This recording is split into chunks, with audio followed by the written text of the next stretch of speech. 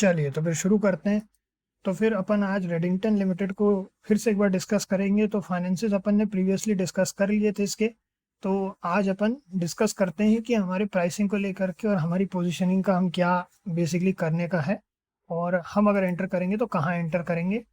और देखिए, अपनी पोजीशन साइजिंग का हमेशा ध्यान रखिए, स्टॉप लॉसेस का ध्यान रखिए, तो ये ज़रूरी चीज़ है। ठीक है।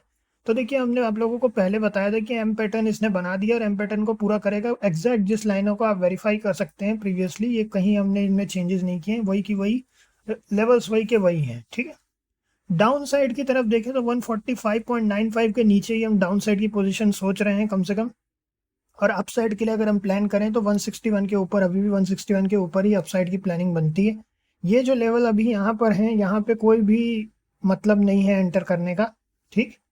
और अगर अपसाइड है तो जैसा फिर से एक बार बता दें, 161 के ऊपर ही अपसाइड है, और डाउन साइड की बात करें तो 145.95 के नीचे ही है। ठीक है। अब ये इतना हो गया। रेडिंगटन एक्चुअली में अच्छी कंपनी है, जैसा हमने पहले भी आप लोगों को बताया था, एटलीस्ट हमें अच्छी लगी है कंपनी। तो ओवरऑल इतना ही है इसमें, और कुछ है नहीं, प्राइस एक्शन के हिसाब से इतना ही है। और इसमें किसी ने एम पैटर्न के बारे में पूछा था। एम पैटर्न एक बेरिश पैटर्न होता है ना। और ऐसा कुछ नहीं है कि हमेशा ये पैटर्न्स फॉलो होते हैं, लेकिन हम एक आइडिया लेकर के चलते हैं कि ठीक है, इस तरह का पैटर्न बना रहा है तो क्या कर सकता है। तो ये तो हमें क्लियर दिख रहा है, एम पैटर्न यहाँ पे एक बेरिश पैटर्न बनाया है इसने, और इसका अपोजिट होता है डब्ल्यू पैटर्न। ठीक है। और किसी दिन अपन पैटर्न को आराम से डिस्कस करें। बाकी डब्ल्यू पैटर्न आप यहाँ देख सकते हैं, एक डब्ल्यू पैटर्न है ना, इंक्लाइन यहाँ पे हायर हाइज बना रहा है। बाकी ऐसे अपन अलग से डिस्कस कर लेंगे। ये कोई बहुत ही ऐसे बोलना चाहिए, बहुत एग्जैक्ट कुछ नहीं रहता है ये सब। ये बोलते हैं इस तरह की बातें, बहुत जो जिनको भी पता है प्राइस एक्शन एक ऐसी चीज़ है जो आप रिस्क मैनेजमेंट के जैसे यूज़ कर सकते हो, एंट्री एग्जिट के जैसे यूज़ कर सकते हो। लेकिन अगर आप ये सोच रहे हो कि हमेशा काम करते हैं, तो ऐसा नहीं है। आपकी पोजीशन साइजिंग एज इन्वेस्टर, चूंकि हम हमेशा क्या करते हैं, अपन इन्वेस्टर होते हुए अपना काम ये नहीं है कि अपने को एक दिन में रिजल्ट मिल जाए। अपन क्या करते हैं, लॉन्ग टर्म होल्ड करते हैं। तो हमारा व्यू हमेशा ये रहता है कि भाई, जैसे अब इसी पर्टिकुलर स्टॉक को अगर अपन थोड़ा और डिस्कस कर लें, तो देखिए, अगर अपन एंट्री को डिस्कस करें तो हमने बताया कि 161 के ऊपर ही अपन एंटर करेंगे। तो हमने क्या किया, यहाँ पे पिवट को यहाँ पे बुला लिया। अब पिवट को जैसे ही हमने बुलाया तो जैसे 161 के ऊपर एंटर करने के बाद 166.25 पे, एक सेकेंड ये लोड हो रहा है। बाकी जब तक ये लोड हो रहा है, अगर जैसे एंट्री होती है तो आप पिवट के बेसिस पे भी एंटर कर सकते हैं। 161 के बाद 166.25 पे एक रेजिस्टेंस है यहाँ पर। ठीक है। अभी तो हालांकि बहुत फॉल हो गया है, तो ये सपोर्ट तरफ आ गया, लेकिन अपन इसको अपसाइड पे रेजिस्टेंस ही मानेंगे। जैसी थ्योरी होती है रेजिस्टेंस एंड सपोर्ट की, एक बड़ी बेसिक सी थ्योरी होती है कि भाई जब प्राइस किसी के नीचे चले जाता है, तो ऊपर वाली जो प्राइस, जो पहले समय में जो सपोर्ट हुआ करता था, वो रेजिस्टेंस बन जाता है। ठीक है। और अगर किसी लेवल के ऊपर चले जाता है, तो जो पहले रेजिस्टेंस हुआ करता था वो सपोर्ट बन जाता है। ठीक है। इसकी अगर अपन थोड़ा सा डिस्कस करें इन वेरी बेसिक टर्म्स, जब अपन समझें एक्चुअली में होता क्या है। ठीक है। होता ये है कि हर चीज़ के प्राइस लेवल्स होते हैं।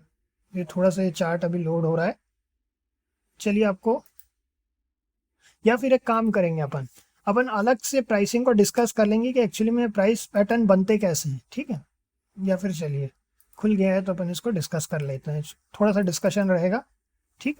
तो देखिए क्या होता है, प्राइस जो होता है बेसिकली,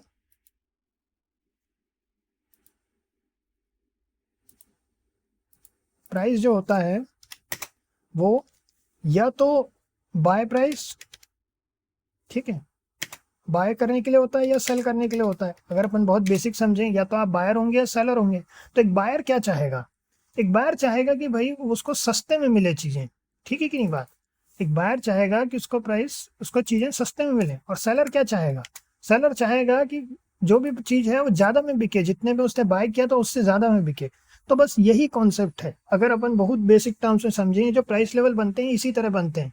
तो क्या होता है कि मान लीजिए जैसे कि कोई एक पर्टिकुलर प्राइस पॉइंट है जहाँ से बाइंग आएगी। जैसे हमने यहाँ एक कॉन्सेप्ट आप लोगों को शेयर किया कि 161 पे ही हम एंटर करेंगे। तो हमारा ये थ्योरी है कि 161 पे, और ये थ्योरी कैसे बनी है ये भी आपको बता देते हैं। इस वजह से थ्योरी बनी है।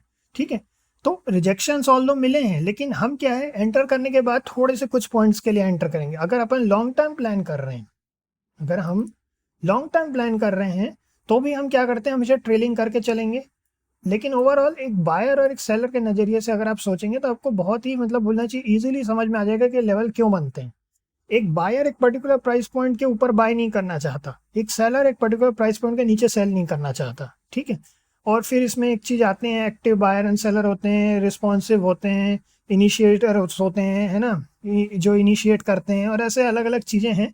अपन धीरे धीरे डिस्कस करेंगे, कम्युनिटी में तो डिस्कस होता ही है ये सब, लेकिन अगर धीरे धीरे अपन और डिस्कस करेंगे, क्योंकि ये वीडियो काफ़ी छोटी सी रहती है, क्योंकि इसमें है कुछ भी नहीं, केवल हमारे को एंट्री एग्जिट डिस्कस करना था। फाइनेंसेस अपन ने प्रीवियसली डिस्कस किए हुए हैं, जिनको भी देखना हो पहले रेडिंगटन वाला जो प्रीवियस वीडियो है उसी में डिस्कस करें, क्योंकि फाइनेंसेस एकदम से चेंज होंगे नहीं, क्वार्टर टू क्वार्टर आएंगे रिजल्ट्स, ठीक है। तो क्वार्टर टू क्वार्टर में अपने को पता है लास्ट जो इनका क्वार्टर रिजल्ट आया था वो जून का ही है, मुझे सभी का रहता है, ठीक है। तो बस यही है ना। और देखते हैं ईयरली बेसिस पे पीएनएल अपन, अभी तो टाइम है वो सब में, तो बस इसमें इतना ही है, और देखते हैं आगे क्या होता है।